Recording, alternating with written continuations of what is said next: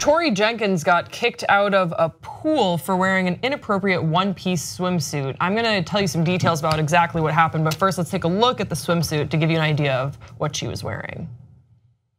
So that's the swimsuit. Well, shut up, Amir. That's provocative. I know, no. So her fiance, Tyler Newman, spoke out about this. They are living at the Smoky Crossing Apartments in Seymour, Tennessee. He took to Facebook, he started saying, quote, "Today my fiance was faced with either changing her bathing suit, covering up with shorts, or leaving the pool that we pay a $300 fee to maintain." Tori was accused of wearing a thong bathing suit. This sounds really unreal to me, but he went into detail about exactly what went down.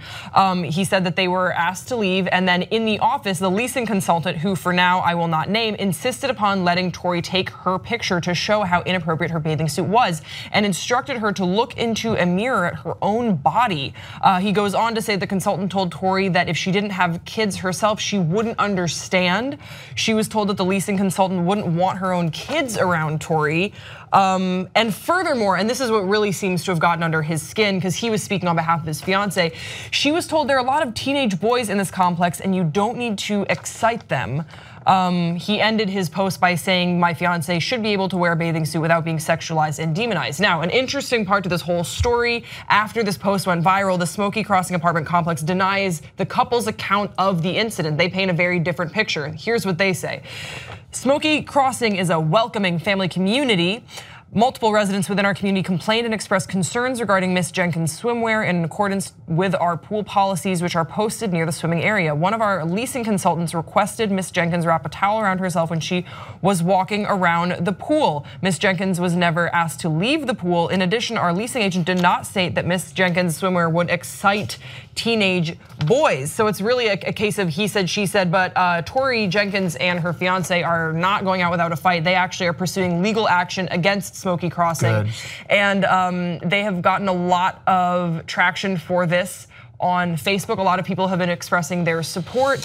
Again, we don't know exactly what went down because it is a case of he said, she said, but I can't imagine why a couple would bring the attention on themselves if nothing had happened. And this was, the fiance, his name is Tyler Newman. He really seemed very disheartened and discouraged about what happened. He was saying that he'd never seen his fiance cry this way before. He said she can't even look her best friends in the face.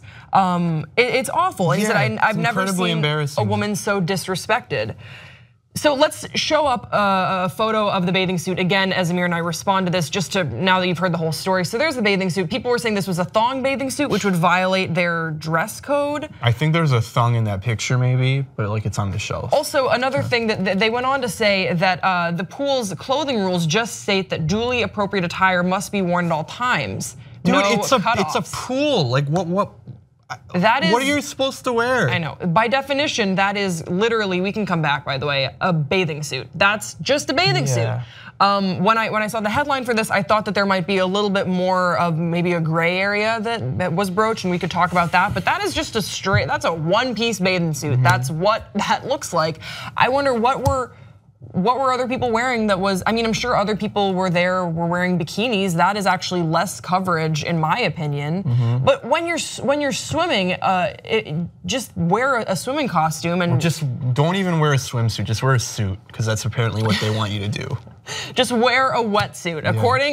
That is everyone jump in definitely the pool with your suits on. Smoky Crossing Apartments in Seymour, Tennessee. Wear a full-on wetsuit. No, seriously, like the people that cry and complain about Sharia law, like take a look at yourselves right here. Like, why are you telling this woman that she's wearing something inappropriate when clearly she's not? Even if she was wearing a bikini, that wouldn't be inappropriate. Like that sort of policing of swimwear. It kind of ended in the 1930s, I'm pretty sure. I was actually looking at like rare historical photos of women being accosted by police officers in like New Jersey beaches in the 30s. There used to be cops whose job it was to walk around with rulers and they would measure women's, we can put a picture up. Oh my God. That ended just after like the fashion changed and bikinis became more acceptable, and that's what people started wearing. And that was what, 70, 80 years ago. Yeah, I mean, when it comes to, I have to sort of believe the side of this couple here. Yeah. I know that it was, again, we weren't there, but the facts are in front of you. That's a couple things stick out to me. Pools do typically have pretty vague dress codes because bathing suits fall under, like you were saying, so many different categories in this day and age.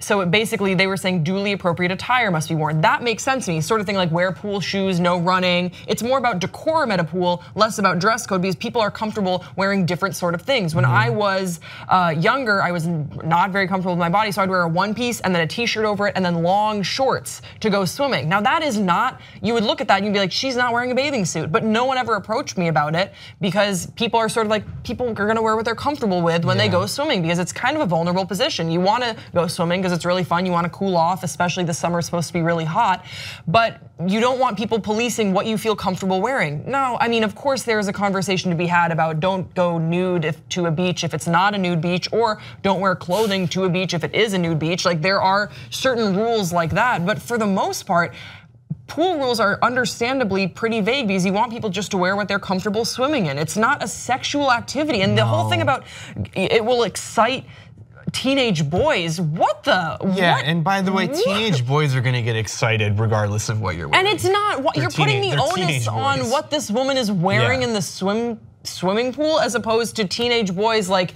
keep it in your pants. And also, teenage boys, they run the world, and like we got to make sure that like they're okay. That is awful. If that's true, can you imagine how worse the Beyonce music catalog would be if her song was "Who run the world, teenage boys? Who run the world, teenage boys?"